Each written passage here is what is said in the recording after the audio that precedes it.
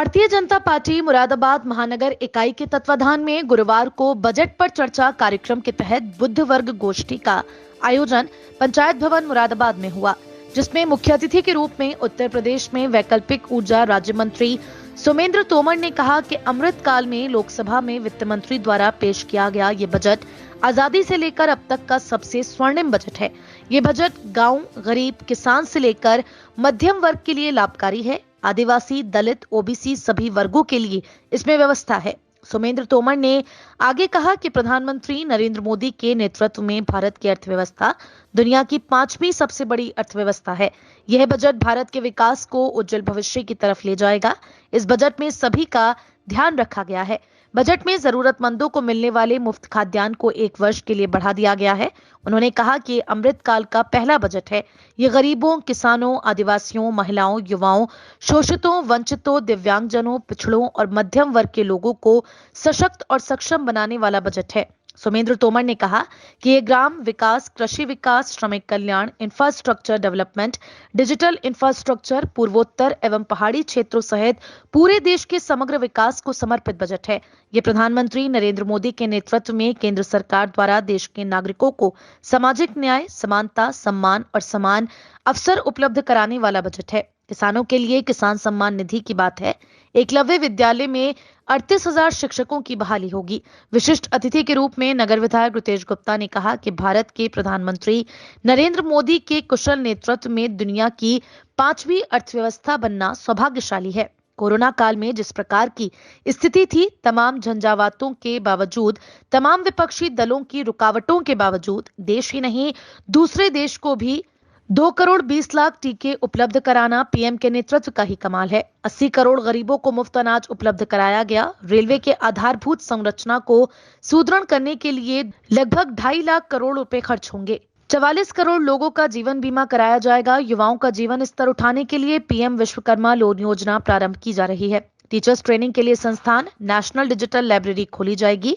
आदिवासियों के लिए 15,000 करोड़ की राशि की व्यवस्था की गई है। पीएम आवास योजना की राशि बढ़ाकर 79,000 करोड़ की गई है। 50 नए एयरपोर्ट खोलने का प्रावधान है। सबसे बड़ी बात, आयकर में बड़ी छूट देते हुए अब 7 लाख रुपए तक कोई टैक्स नहीं लगेगा। छोटे कारखानों के लिए स्पेशल पैकेज की व्यवस्था की गई है। पैन कार्ड को पहचान पत्र के रूप में मान्यता दी गई। 30 लाख छात्रों को scholarship, 30 skill India international centre खोले जाएंगे। पीएम कौशल विकास योजना 4 की शुरुआत की जाएगी। महिलाओं के लिए 2 लाख बचत पर लगभग 7.5% ब्याज की व्यवस्था की गई है। इसके अलावा कई चीजें सस्ती की गई हैं। चाइनीज खिलौने महंगे किए जा रहे हैं ताकि मेड इन इंडिया को बढ़ावा मिल सके। इसके अलावा 75 लाख सालाना कमाने वाले प्रोफेशनल लोगों को कर में छूट, स्टार्टअप वालों को छूट सहित कई हितकारी निर्णय लिए गए हैं। केंद्र सरकार देश के हर नागरिक के हित में काम कर रही है। इस जिले की प्रथम नागरिक डॉक्टर सहबाली जी और निवर्तमान महापौर आदरणीय विनोद अग्रवाल जी, मेरे बड़े भाई और इस महानगर के प्रभारी आदरणीय वाईपी सिंह जी, के मिश्रा जी, विशाल त्यागी जी, कमल गुलाटी जी और मंच का संचालन कर रहे आदरणीय श्याम यादव शर्मा, मैं आप सभी का धन्यवाद करते हुए आज आपके बीच में बजट पे चर्चा करने के लिए एक संगोष्ठी में आने का अवसर मिला है और मैं धन्यवाद देना चाहूंगा देश के सचिव प्रधानमंत्री माननीय मोदी जी को, अपने पार्टी के वरिष्ठ नेतृत्व को कि अमृत काल का ये पहला बजट, जिस बजट के अंदर हम लोग देखते हैं कि विकसित भारत का संकल्प लेकर ये बजट लाया गया।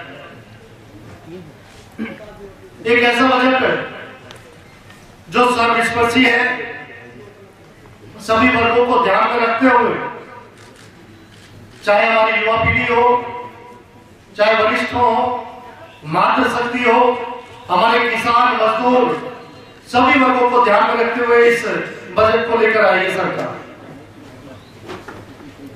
और जब भी बजट का नाम आता है तो मुझे लगता है सबसे ज्यादा जो आकर्षण और सबसे ज्यादा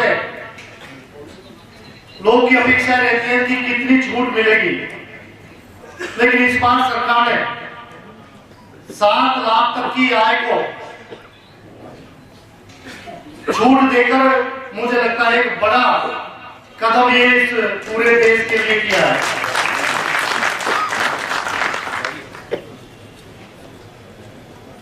दो 2014 से पहले जब कभी भी हम छात्रों के बीच में, युवाओं के बीच में जाते थे, उनसे संवाद करते थे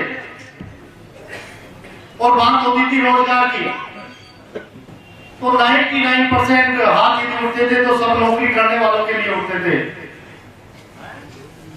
लेकिन आज खुशी है मुझे बताते हुए कि आज हमारा नौजवान सिर्फ नौकरी लेने वाला नहीं, नौकरी देने वाला भी बन रहा है, अपने स्टार्टअप की शुरुआत कर रहा है।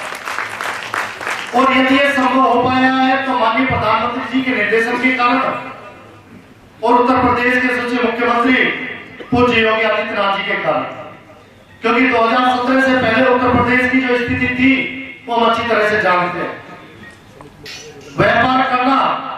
इस मौके पर भाजपा के महानगर अध्यक्ष धर्मेंद्र नाथ मिश्रा, जिला पंचायत अध्यक्षा डॉक्टर शिफाली सिंह, बेटी बचाओ बेटी पढ़ाओ की संयोजका अल्पना रितेश गुप्ता, भाजपा आर्थिक प्रकोष्ठ के संयोजक राजेश रस्तोगी, भाजपा जिला अध्यक्ष राजपाल सिंह चौहान आदि भारी संख्या में भाजपा कार्यकर्ता मौजूद रहे।